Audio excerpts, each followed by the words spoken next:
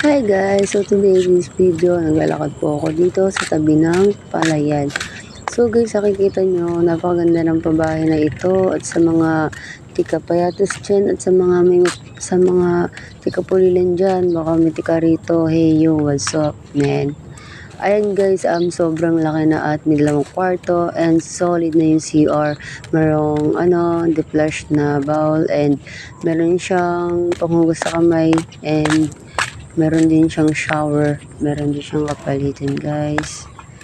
And yun, sobrang ganda ng tanawin. So very beautiful. And guys, so sobrang creepy dito pag gabi. And actually, meron akong vlog dito.